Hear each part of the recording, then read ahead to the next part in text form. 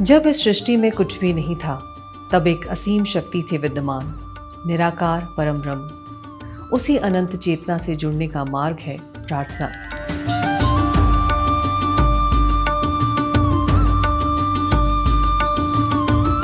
जो हमें ले जाती है अहंकार से विनम्रता की ओर, अशुद्धि से मन की शुद्धि की ओर, अंधकार से प्रकाश की ओर और भटकते विचारों से शांति की ओर।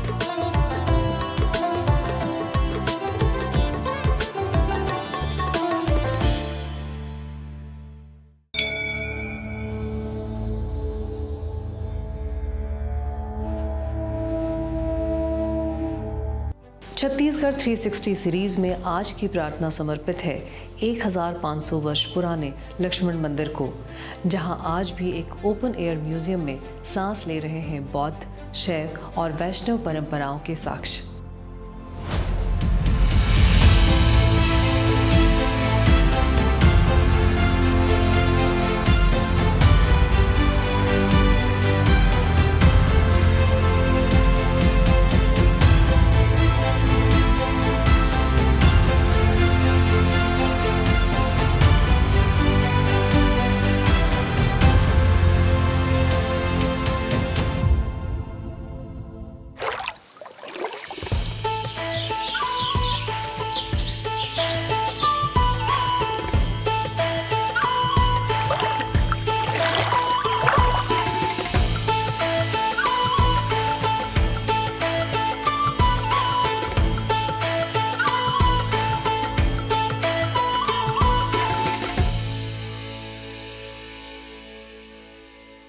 कभी दक्षिण कौशल की राजधानी रहा ये नगर एक वैभवशाली समृद्ध साम्राज्य था, जहां बौद्ध, शैव और वैष्णव परंपराओं के साक्ष्य आज भी जीवित हैं। यहां स्थापित है 1500 वर्ष पुराना लक्ष्मण मंदिर, जिसे भूकंप, बाढ़ और समय भी नहीं मिटा सका।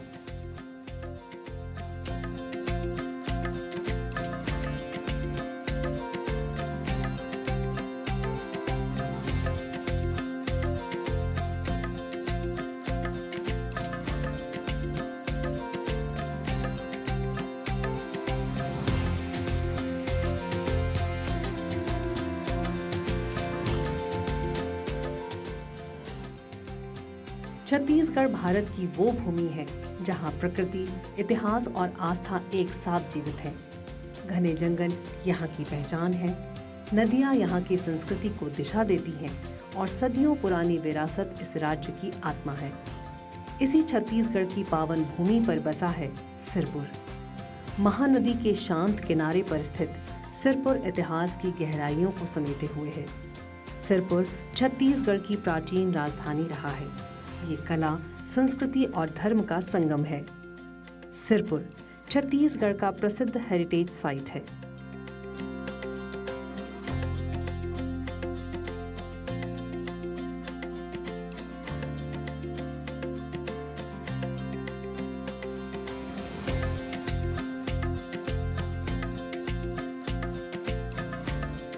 पांचवीं शताब्दी में सिरपुर को श्रीपुर कहा जाता था। उस समय ये क्षेत्र दक्षिण कौशल के नाम से भी जाना जाता था और श्रीपुर इस दक्षिण कौशल क्षेत्र की राजधानी हुआ करता था। ये कभी एक समृद्ध और शक्तिशाली साम्राज्य का केंद्र था। इसी कारण सिरपुर को धन का शहर यानी सिटी ऑफ प्रॉस्पेरिटी भी कहा जाता था। सिरपुर में है लगभग 1500 साल पुरानी धरोहर लक्ष्मण मंदिर।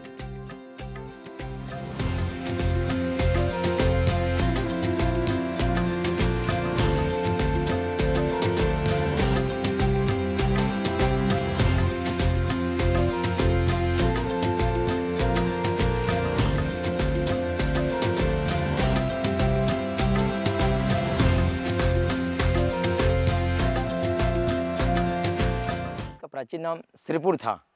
ऐसे तो हमारे सर श्रीपुर को भगवान शिव की नगरी कहते हैं, जैसे महाकालेश्वर को बोलते हैं सर जी, उज्जैन को महाकालेश्वर की नगरी और काशी को भगवान विश्वनाथ की नगरी। तो ठीक उसी प्रकार हमारे जो श्रीपुर है सर, उसको भगवान शिव की नगरी भी कहे जाते हैं। काशी कहते हैं इसको, छत्तीसगढ़ काशी कहते हैं।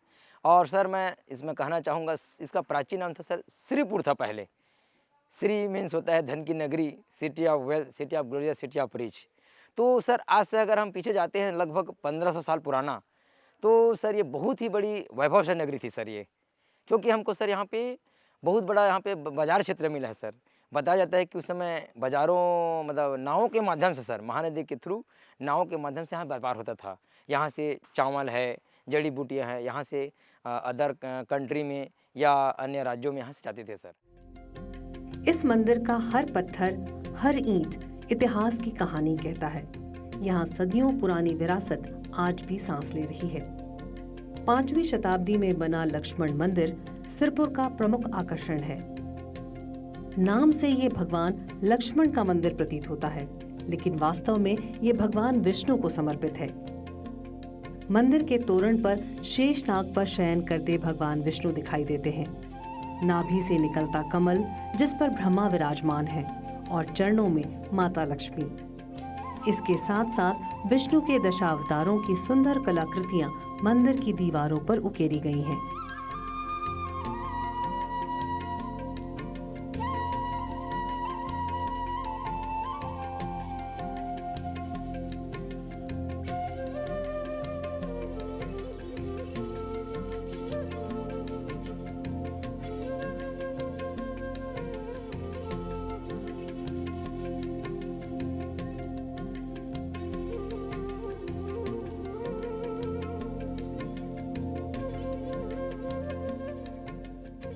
ये अद्भुत मंदिर पूरी तरह से लाल ईंटों से निर्मित है और इन ईंटों पर की गई बारीक नक्काशी अपने आप में असाधारण है। इसे भारत का पहला ऐसा मंदिर माना जाता है जो पूरी तरह से लाल ईंटों से बना है।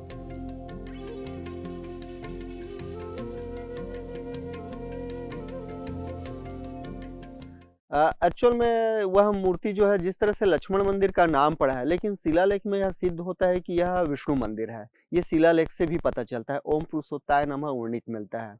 क्योंकि महाश्रीगुप्त बालार्जुन के जो पिता हर्षगुप्त थे, वो विष्णु हरि के उपासक थे। तो महारानी वाष्टा ने एक्चुअल में विष्णु मंदिर बनाई। अगर इसका लक्ष्मण मंदिर जो नाम भी पड़ा है, जो आप गर्भ के अंदर जो मूर्ति आप जाके देखते हैं, तो उसमें एक बैकुंठ नारायण जी सौम्य मूर्ति विराजमान करता है। पीछे शेषनाग का अवतार है, 5 नाग का फन है और नीचे बैठे हुए हैं। तो निश्चित रूप से अगर हम रामायणों में चले जाए तो शेषनाग का अवतार लक्ष्मण जी को कहते हैं। तो कोई ना कोई लोग आया होंगे जो शेषनाग का अवतार बैकुंठ नारायण जी विष्णु जी देखे हों और उसी को लोगों ने लक्ष्मण मंदिर से विख्यात कर दिया। लेकिन है यह विष्णु मंदिर। क्योंकि हम गर्भगृह के जस्ट बाहर जो ललाट बीम होता है लक्ष्मण मंदिर में जो देखते हैं ललाट बीम, उसकी जो ऊपर हिस्सी जो मेन पैनल डोर जिसे बोलते हैं, उसमें अनंत शेषाशायी विष्णु जी विराजमान है, जिसमें लक्ष्मी जी को पैर दबाती हुई दिखाया गया है। और साथ ही उसमें जो कमल फूल जो निकलती है नाभि से, उसमें ब्रह्मा जी को अंकित किया गया है। उसी तरह से उसमें हम देखते हैं कि 10 अवतार को भी अंकित किया गया है ललाट बीम वगैरह ललाट बीम में, जिसमें वराह अवतार है, नरसिंह है, वामन है, त्रिविक्रम है, राम लक्ष्मण का है, इस तरह से कृष्ण लीला है। और 10वां अवतार जो महात्मा बुद्ध का भी उसमें पद्मासन मुद्रा में किया गया है। तो यह एक्चुअल में देखने से ऐसा यही लगता है कि जिस तरह से भव्य मंदिर जो दिखते इतनी बड़ी, तो मंदिर के आधार पर मूर्ति छोटी लगती है, उस आधार पर लोग अंकन लगाते हैं। 625 से लेकर 650 ईस्वी के बीच निर्मित ये मंदिर नागर शैली का उत्कृष्ट उदाहरण है। इतिहासकार मानते हैं कि 5वीं शताब्दी के आसपास सोमवंशी पांडव नरेशों ने भद्रावती को छोड़कर इस नगर को बसाया। ये शासक पहले बौद्ध थे, लेकिन समय के साथ शैव मत के अनुयायी बन गए, यानी शिव को मानने वाले। इसी कारण सिरपुर में शिव और विष्णु, हिंदू और बौद्ध दोनों परंपराओं के स्पष्ट संकेत मिलते हैं। एक्चुअली मैंने अलग अलग समय इसकी राजधानी हुआ करती थी। ये जो मैं सिरपुर बताया हूँ ना, तो ये सोमवंशी पीरियड था उस समय, 6th 9th सेंचुरी। तो उस समय ये सोमवंशी पीरियड, अगर बोला जाता है कि ऐतिहासिक में ये भगवान शिव की नगरी भी बोलते हैं, तो ये बाणासुर की भी नगरी कही जाती है। साथ ही साथ महाभारत भी जाते हैं, तो महाभारत पीरियड में इसको अर्जुन का पुत्र था बब्रुवाहन, तो बब्रुवाहन की राजधानी थी, तो उस समय इसका नाम चित्रांगनपुर था। तो ये ऐतिहासिक अलग अलग ग्रंथों में मिलता है। और जो हमारा महानदी है, जो नदी बहती है, उसका प्राचीन नाम चित्रोत्पला गंगा, अभी इसका नाम महानदी है। उसको कनक नंदिनी भी बोलते हैं, उसको महाश्वेता के नाम से भी जाना जाता है। तो ये बहुत ही ऐतिहासिक नगरी के साथ साथ में ये हमारा पुरातात्विक धरोहर ही है। ईंटों पर की गई इतनी सूक्ष्म और बारीक नक्काशी उस समय की असाधारण इंजीनियरिंग और उन्नत शिल्प कला का जीवंत प्रमाण है। पत्थरों पर नक्काशी तो सामान्य रूप से देखने को मिलती है, लेकिन साधारण ईंटों पर इतनी बारीकी से कलात्मक आकृतियां उकेरना उस युग की तकनीकी समझ, धैर्य और कारीगरों की अद्भुत दक्षता को दर्शाता है। ये निर्माण केवल एक स्थापत्य संरचना नहीं, बल्कि उस काल की रचनात्मक सोच और वैज्ञानिक दृष्टिकोण को दिखाता है।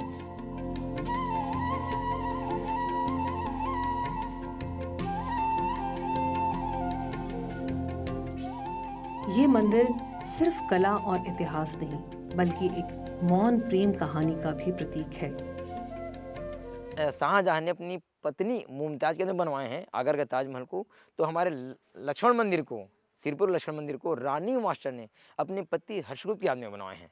और यह मंदिर विष्णु मंदिर है, परंतु लोगों का कहना है कि ये लक्ष्मण मंदिर, क्योंकि इसके पीछे एक कहानी है। कहा जाता है कि हमारे जो पीछे में शेषनाग है, वे मूर्ति है, वो हमारे यहाँ बोलते हैं भगवान लक्ष्मण जी को शेषावतार, तो उनकी वजह से मंदिर का नाम लक्ष्मण मंदिर पड़ गया है। तो लक्ष्मण मंदिर के नाम से फेमस हो गया, वर्ल्ड फेमस है। परंतु ये विष्णु मंदिर है, क्योंकि हम आपको वहाँ पे अगर देखना चाहेंगे सामने जा करके, तो उसमें भगवान विष्णु का 10 अवतार मिलेंगे आपको। उसमें वराह अवतार है, नरसिंह अवतार है, वामन अवतार है, राम लक्ष्मण अवतार है, और उसमें बहुत ही सुंदर भगवान विष्णु जो शेषशायी मुद्रा में सोए, वो भी मूर्ति आपको मिलेगी। बहुत ही सुंदर है ये, अगर देखना चाहेंगे तो इतनी बढ़िया उसमें नक्काशी भी है। अगर कहते हैं कि पत्थरों में नक्काशी करना सरल है, ईंटों में नक्काशी करना बहुत कठिन है, तो हमारे जो छत्तीसगढ़ के उस समय जो आर्टिस्ट थे, कारीगर थे, इतनी मेहनत की है, इतनी बढ़िया। उसमें आपको देखेंगे ना, पशु पक्षी देवी देवताओं को बहुत ही बढ़िया इसमें कार्विंग मिलता है। तो हम यही कहेंगे, कहीं भी जैसे आते हैं छत्तीसगढ़, तो बिल्कुल एक बार अपना लक्ष्मण मंदिर को देख कर जाए। लक्ष्मण मंदिर को महारानी माता वाष्टा देवी ने अपने पति हर्षगुप्त की याद में बनाया था। गंधेश्वर महादेव मंदिर को किसने बनवाया था? बाणासुर लोगों ने। बाणासुर मतलब राक्षस लोगों ने। वो मंदिर जो है 8वीं शताब्दी का है। तो यहाँ पर सिरपुर ग्राम में 3 शताब्दी का मंदिर है, 6वीं, 7वीं, 8वीं। तो गंधेश्वर मंदिर में जो भी दर्शनार्थी आते हैं दर्शन करने, मनोकामना हर हर महादेव वो पूरा करता है। तो फेमस में कौन हो गया? गंधेश्वर महादेव मंदिर। जैसे कि आप लोग बाहर से आए हैं, जो भी आपको कहना है, मांग करना है, वो ज़रूर मांग पूरा करेगा, वो शक्ति है। क्योंकि शिवलिंग जो है वो धरती से पैदा हुए हैं। तुम्हारा वो लक्ष्मण मंदिर बोलते हैं ना, वो लक्ष्मण मंदिर नहीं है। वो इतिहास बताता है उसको विष्णु मंदिर, लेकिन पूर्व से ही ओरिजिनल मूर्ति गोल हो चुका है, नहीं समझे? तो शुरू से ही मतलब हमारे छत्तीसगढ़ में शेषनाग का अवतार मान के उसको लक्ष्मण मंदिर के नाम से जाना जाता है। आप आके यहाँ पर 6वीं शताब्दी, 7वीं शताब्दी, 9वीं शताब्दी के विशेष प्रकार के जो बुद्धिज्म और जो मूर्तियाँ हैं हमारे, ये जो पीछे आप देख रहे हैं, ये लक्ष्मणेश्वर मंदिर है। लक्ष्मण जी का मंदिर है।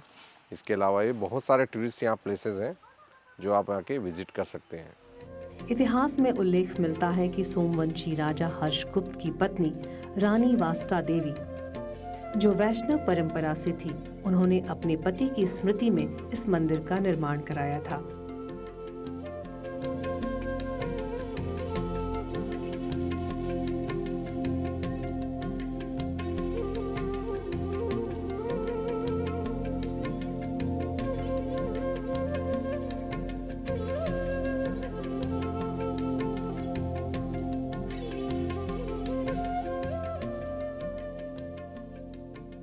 सुरंग टीला सिरपुर का सबसे बड़ा मंदिर परिसर माना जाता है।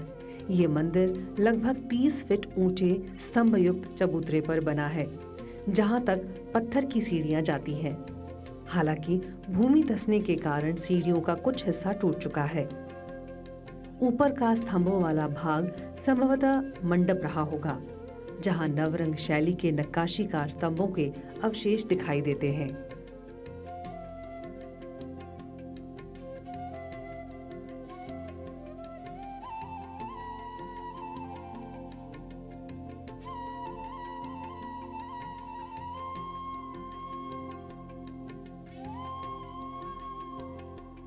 आर्कियोलॉजिस्ट का मानना है कि ये चबूतरा 5 गर्भगृहों से जुड़ा है।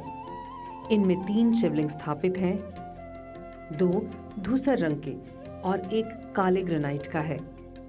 पहले ये स्थान मिट्टी का टीला था जिसमें सुरंगें थी, लेकिन वर्ष 2006 और 7 में हुए उत्खनन के बाद इस प्राचीन मंदिर का पता चला। उत्खनन के दौरान मिला शिलालेख, जो अब रायपुर संग्रहालय में सुरक्षित है, बताता है कि ये मंदिर शिवगुप्त बालार्जुन के समय सक्रिय था और इसे 7वीं या 8वीं शताब्दी का माना जाता है।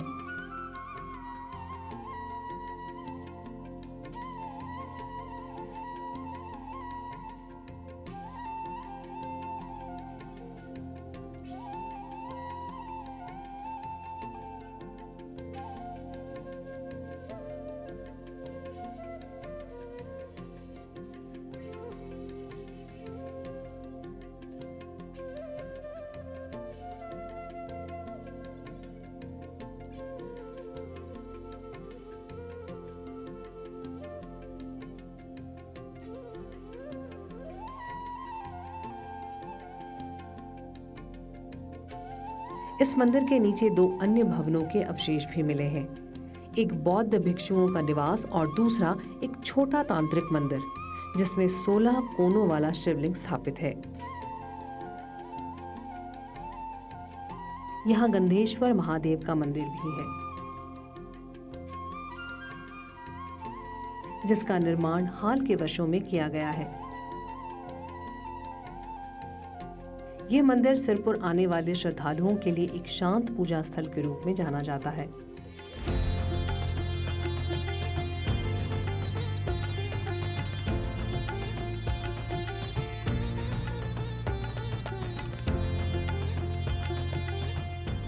लक्ष्मण मंदिर परिसर के पास होने के कारण कई लोग यहाँ रुककर भगवान शिव की प्रार्थना भी करते हैं। समय के प्रवाह के साथ सिरपुर ने अनेक परीक्षाएं झेली हैं। भूकंपों के झटकों ने इसकी धरती को कपाया, तो महानदी की विनाशकारी बाढ़ ने इसके वैभवशाली अतीत को गहरी चोट की। 12वीं शताब्दी के बाद धीरे धीरे ये समृद्ध नगर इतिहास की परतों में खोता चला गया, लेकिन इन सभी प्राकृतिक आपदाओं और ऐतिहासिक परिवर्तनों के बीच लक्ष्मण मंदिर अडिग खड़ा रहा। न समय उसे मिटा सका, न प्रकृति उसे झुका सकी। आज भी ये मंदिर लगभग उसी स्वरूप में विद्यमान है जैसा वो 1500 वर्ष पहले था। मंदिर परिसर से आगे बढ़ने पर पुरातत्व और संस्कृति विभाग का संग्रहालय स्थित है, जो सिरपुर के समृद्ध इतिहास को समझने का एक महत्वपूर्ण केंद्र है। इस संग्रहालय में उत्खनन के दौरान प्राप्त मंदिरों के स्तंभ, मूर्तियों के अवशेष, शिलालेख और स्थापत्य से जुड़े कई महत्वपूर्ण प्रमाण सुरक्षित रखे गए हैं। यहाँ प्रदर्शित वस्तुएं ये बताती हैं कि सिरपुर किस तरह अलग अलग कालखंडों में धार्मिक, सांस्कृतिक और शैक्षणिक गतिविधियों का केंद्र रहा है।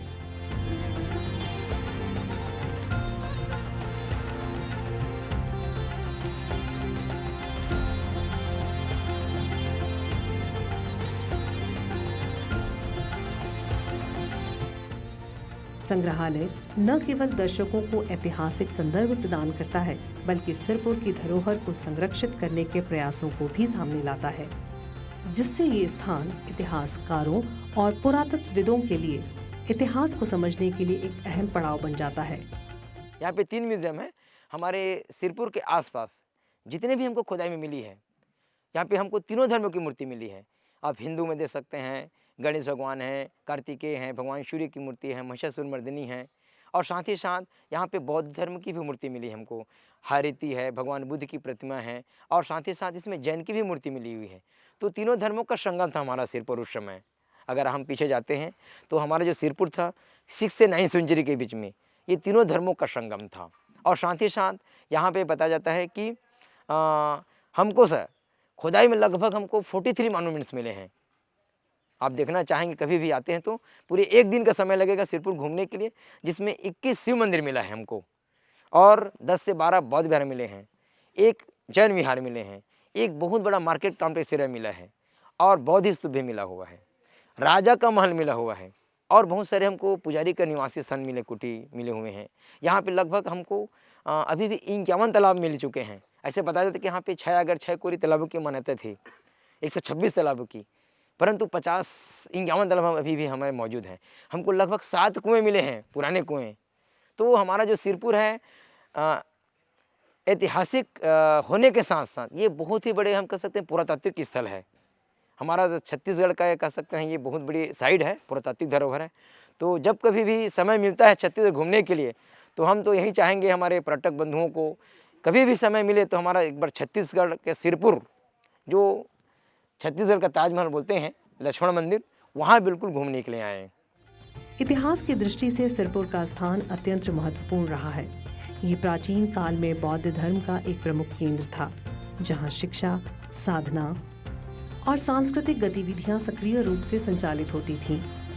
7वीं शताब्दी में 643 ईस्वी के आसपास प्रसिद्ध चीनी बौद्ध यात्री हुएनसोंग ने सिरपुर की यात्रा की थी।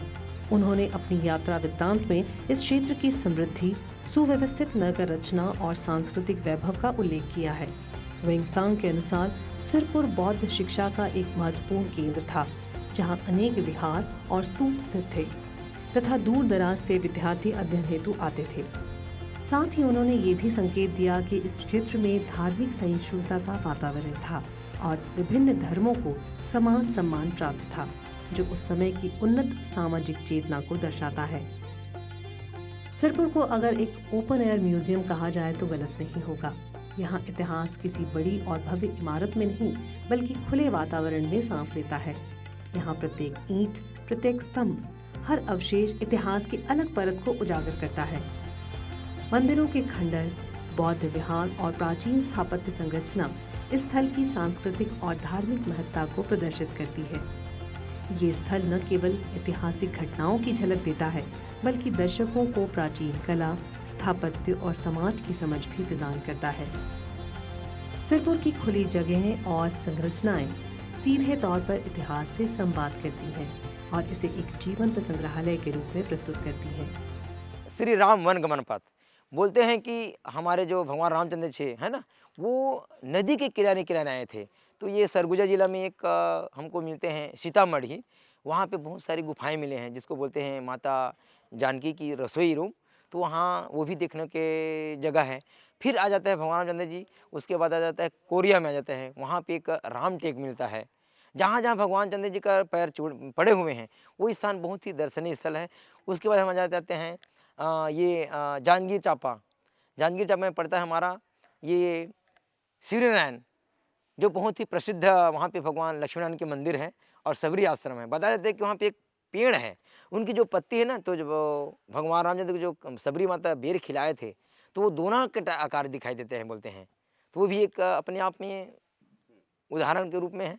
ठीक उसके प्रकार हमारा आगे आते हैं भगवान रामचंद्र जी, तो हमारे एक बड़ौदा जिले में पड़ता है सर तुरतुरिया। तुरतुरिया को बोलते हैं वाल्मीकि आश्रम। वहाँ पे एक नदी बहती है, पहाड़ों से निकलती है तुर तुर तुर तुर की आवाज़ में, तो उसका नाम तुरतुरिया पड़ गया है। तो उसको बोलते हैं वाल्मीकि आश्रम, और लोग उसकी जन्मस्थली बोलते हैं हमारे छत्तीसगढ़ में। फिर आते हैं हमारा सिरपुर। सिरपुर में हमारे गंधेश्वर मंदिर, श्री गंधेश्वरनाथ मंदिर, तो बताया जाता है कि वहाँ भी भगवान बैठ कर के पूजा किए हैं। तो ये भी उसके बाद फिर चले जाते हैं भगवान राजिम। तो राजिम में वहाँ पे अपने कुल देवता के नाम से पूजा किए थे, स्थापना किए थे शिवलिंग, तो उसका नाम कुलेश्वर पड़ा। फिर निकल जाते हैं वो दक्षिण भारत के लिए। तो इस प्रकार से नदी के किनारे किनारे ही श्री राम वन गवन पथ का भी हमको ये कहानी देखने सुनने को मिलती है, ग्रंथों में इसका उल्लेख होता है। तो हमारा जो सिरपुर है बहुत ही ऐतिहासिक नगरी के होने साथ साथ बहुत ही पुरातात्विक धरोहर भी है। सिरपुर की विरासत हमें उस काल की याद दिलाती है जब ये नगर धर्म, शिक्षा और संस्कृति का संगम था। यहाँ के मंदिर, विहार और अवशेष आज भी उस उन्नत सभ्यता के साक्ष्य हैं जिसने सहिष्णुता और रचनात्मकता को अपनी पहचान बनाया। ये स्थान अतीत की कहानी नहीं बल्कि वर्तमान से संवाद करता हुआ इतिहास है।